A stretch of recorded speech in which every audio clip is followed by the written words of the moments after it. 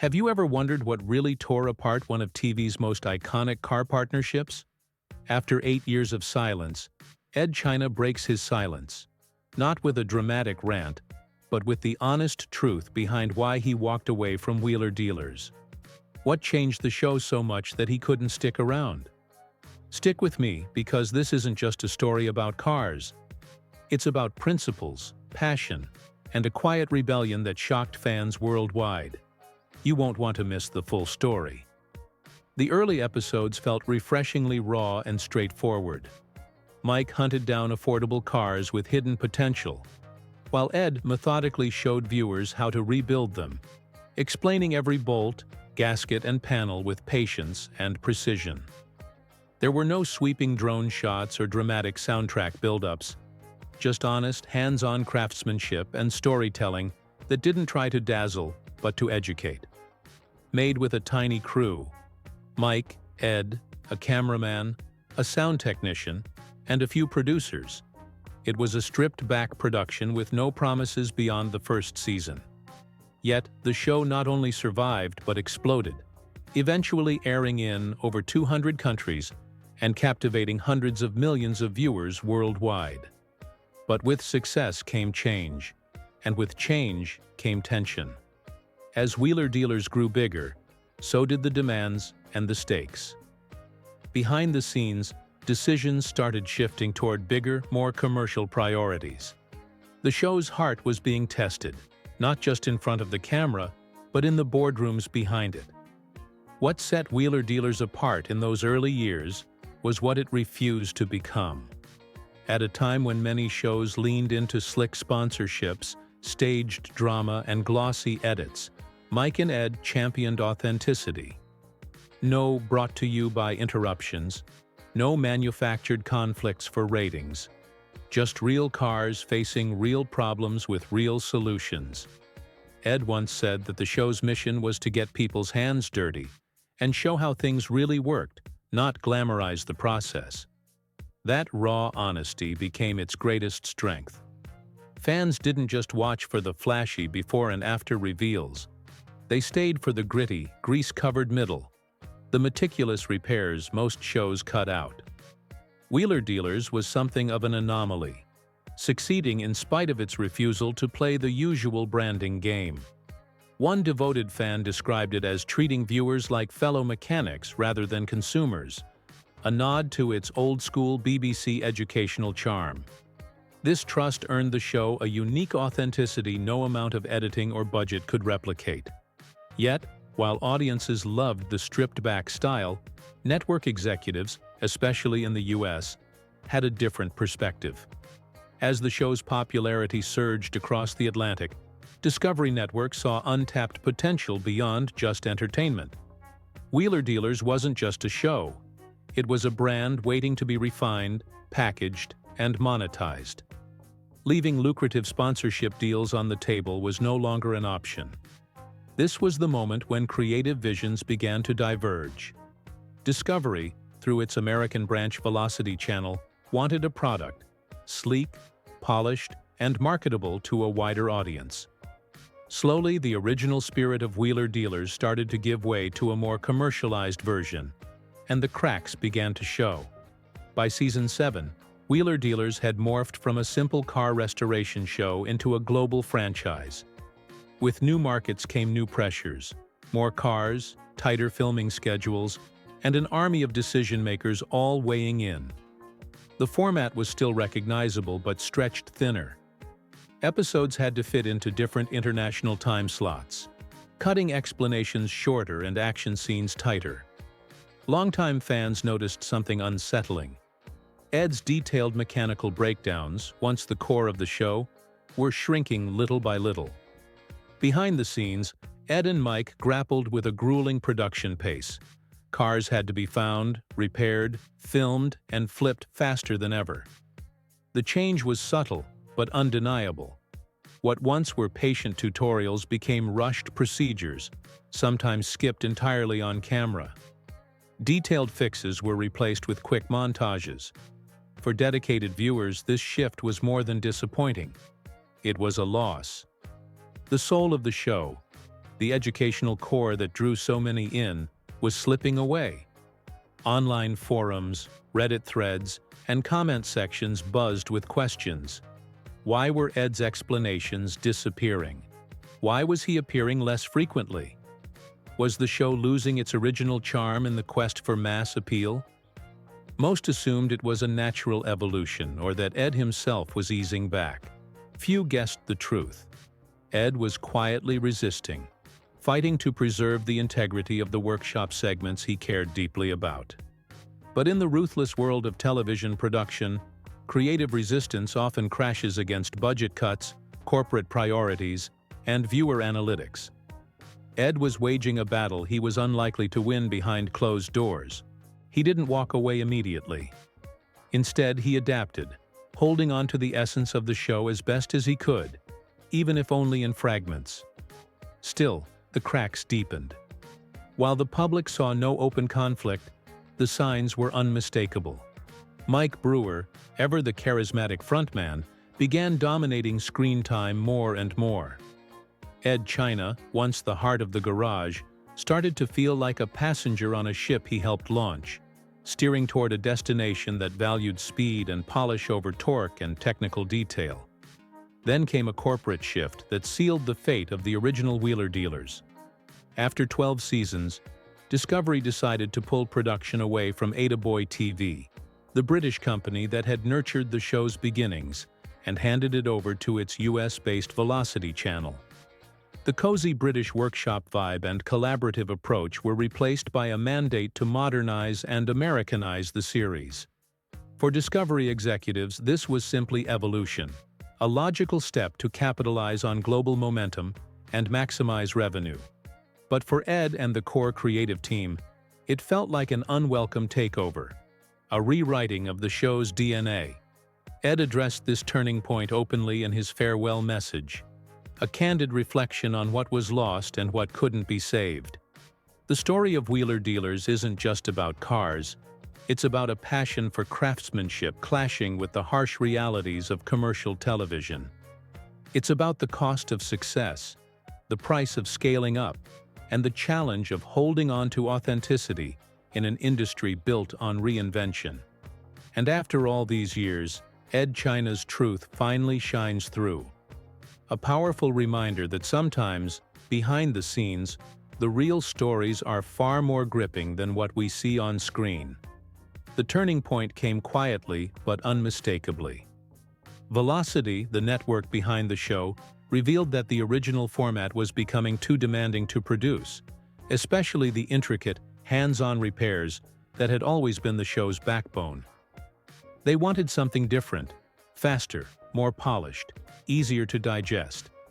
The new producers pushed for episodes packed with quick cuts and broader appeal, trimming the deep dives into mechanical fixes that had made the show unique. Edd China was told to simplify, to reduce his segments to quick sound bites, instead of the thoughtful, step-by-step lessons fans had come to cherish. This wasn't just a tweak, it was an erosion of everything the show stood for. For Edd, the detailed mechanical work wasn't filler, it was the soul of Wheeler Dealers. When that was threatened, he knew the choice before him would take him far away from the project he loved. Behind the scenes, a quiet battle was already underway long before cameras stopped rolling or farewell videos surfaced online. This wasn't a fight over money or fame, it was a struggle over creative integrity, something far more personal. Edd China wasn't simply a car fixer, he was a teacher, someone who invited viewers to understand the mechanics behind every repair. Each fix was a mini masterclass, delivered with patience, sharp wit, and meticulous attention. His segments carried the show's weight, they were its backbone. But as Velocity's vision sharpened toward entertainment and speed, the deep, thoughtful parts became a liability. A 15-minute carburetor rebuild? Too slow. Better to jump straight from broken to fixed with flashy edits and upbeat music. Edd saw the danger immediately. Without those lessons, the show would lose its heart. It would become just another quick-hit car-flipping series. Nothing more. In his farewell video from 2017, Edd spoke plainly, but with quiet strength. The new setup wanted to slash the workshop content drastically, forcing him to choose between compromising his principles or walking away. "That's not something I'm comfortable with," he said with his characteristic calm. He could have stayed and played along, but that would mean cutting corners, rushing repairs, and sacrificing the quality that made wheeler dealers special. That wasn't an option for him. This was no ordinary disagreement. It was a creative parting of ways. On one side, a network chasing ratings and scalability. On the other, a craftsman fighting to protect the show's soul. Edd had every reason to stay silent, take the paycheck, and keep smiling for the cameras. Instead, he chose honesty, even if it meant leaving behind a show he helped build from the ground up. The official goodbye came on March 21, 2017. There was no flashy announcement, no press blitz, just a simple YouTube video filmed in Edd's garage. The tone was easy, familiar, and polite, but the message hit like a quiet bombshell. Edd announced his departure with a mix of sadness and resolve. He wasn't angry, he wasn't bitter, but beneath the measured words lay the undeniable weight of being forced to pick between his values and his livelihood. And he chose values every time. He explained how the US producers found his detailed, transparent approach too complex to film, how the reduction in workshop time compromised the show's spirit. "That just wouldn't be fair to you guys," he said, locking eyes with the camera. But what stood out wasn't what Edd said. It was what he left unsaid. No names were called out. No blame was cast on Mike Brewer or the network. No accusations of betrayal. Instead, Edd framed it as a principled choice, a quiet but firm stand. The professional tone suggested a separation, but those who knew the show sensed something deeper simmering underneath. The response was instant and overwhelming. The video soared to millions of views within days. Comments flooded in from heartbroken, confused, and angry fans. To many, it felt like losing a trusted friend. Others felt blindsided, as if the show they loved had quietly shifted beneath their feet. What everyone shared was trust in Edd. He was authentic, and they believed him. But while the video brought some closure, it also unleashed a torrent of speculation, blame, and heated debates. Fans reacted swiftly, passionately, and with divided loyalty. Many mourned Edd's exit as a loss of the show's true essence, but others demanded someone be held accountable, and Mike Brewer bore the brunt of that blame. Mike had been the show's charismatic frontman for years, the deal finder, the energetic personality who kept things moving. After Edd's departure, fans questioned his role in the behind-the-scenes decisions. Was he on board with the new direction? Could he have fought harder to keep Edd? Social media became a battleground. Mike's Twitter was flooded with accusations and personal attacks. The tone was harsh and deeply personal, forcing Mike to respond publicly. He insisted he had no hand in pushing Edd out and expressed his own sadness at the split, calling Edd a brother and emphasizing that the format changes were network-driven. Edd himself tried to quell the fires, asking fans not to direct their anger at Mike. He clarified that the issue was with production, not personal conflict. But by then, the story had taken a life of its own. Mainstream media picked up on the tension, with headlines about turmoil and fan revolt dominating car and entertainment news. Reddit forums dissected every phrase of Edd's farewell. YouTube overflowed with reaction videos, theories, and opinion pieces. The show continued with a new co-host, but the magic had shifted. The audience fractured. Some stayed loyal to the Wheeler Dealers brand. Others followed Edd's next steps, wherever they might lead. And amidst the chaos, an unspoken truth lingered. Something had been lost. Not just a presenter, but the very trust and passion that had made the show beloved. Years later, fans still wonder, did Edd and Mike really fall out? Or was it simply a painful creative crossroads no one wanted to admit? The story behind the scenes remains a quiet mystery, A reminder that sometimes the toughest battles happen away from the cameras, where loyalty, passion, and principles collide in ways no one sees coming.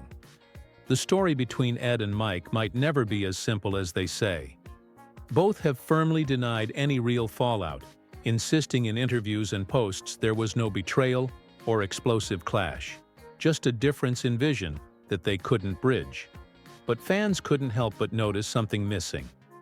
Since 2017, there hasn't been a single joint project, not a podcast reunion, no casual banter on Instagram, and definitely no side-by-side appearances at car shows.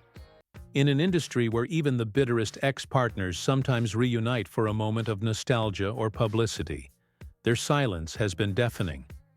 This absence speaks louder than any official statement. How does a partnership that lasted 13 years simply freeze into silence? When Edd spoke out, it wasn't in anger or to settle old scores. His tone was calm, measured, and honest, embodying the very spirit fans had admired for years. In a recent podcast, Edd traced the arc of Wheeler Dealers from its humble beginnings to global fame. He spoke of building something from almost nothing, rusty cars, limited lights, and shoestring budgets, to a show loved worldwide. Yet, beneath the nostalgia was a painful truth. Edd admitted he never wanted to leave. What pushed him away wasn't ego or ambition. It was a creeping sense that the show had morphed into something he no longer believed in. Edd revealed a haunting realization. He disliked the version of himself he saw on camera in those final seasons. "I truly hated him," he confessed, voice weighted with regret. It wasn't fame or exhaustion that caused this. It was the pressure to gloss over the gritty, honest mechanics and present a slicker, faster, more polished version. Edd wasn't comfortable cutting corners or turning a hands-on, educational show into just content churn. Without naming names, the message was unmistakable. Production prioritized volume over integrity, and Edd was expected to conform. For him, that was the breaking point. It wasn't about adapting anymore. It was about losing himself. When that podcast clip surfaced, the online reaction was immediate and fierce. Fans who had been speculating for years finally had closure. This wasn't about vague, creative differences, but a profound matter of principle. Forums buzzed anew, fan theories reignited, and the story reached a new audience. Old fans felt validated. Edd didn't leave because he wanted to. He left because he had to. But his departure wasn't the end. Edd refused to vanish into obscurity. Instead, he reinvented himself. He launched Workshop Diaries on YouTube, a series stripped of glitz, fast edits, or time limits. It was a return to basics, a slow, deliberate, mechanical journey. He explored the art of fixing brake calipers, rebuilding transmissions, and perfecting suspension geometry. This wasn't for mass appeal, but for the loyal fans who craved authenticity over spectacle. They followed him for the substance and craft, not the flash. Beyond the screen, Edd kept busy.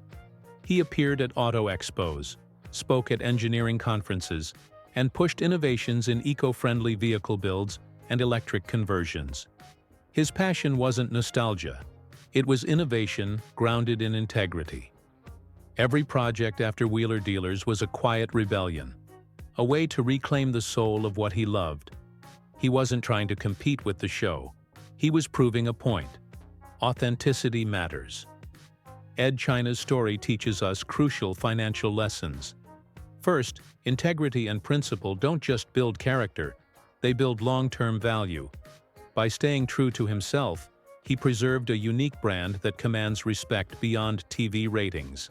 Second, diversifying income and investing in emerging markets can secure a future beyond fame. Third, protecting your health and assets with insurance isn't a luxury. It's a necessity, especially in careers full of uncertainty. His journey shows that sometimes walking away from the spotlight isn't failure, but a strategic reinvention. Reflecting on Edd's path from a TV icon to an independent craftsman and innovator, it's clear that struggles can lead to transformation. His ongoing impact is less about the number of viewers and more about the authenticity and integrity he embodies, an inspiration for anyone navigating the complexities of success, change, and self-respect in Hollywood or beyond. What do you think? Did Edd make the right choice, stepping away from the show? Drop your thoughts in the comments below. Thanks for sticking with us through this journey, and we'll see you in the next video.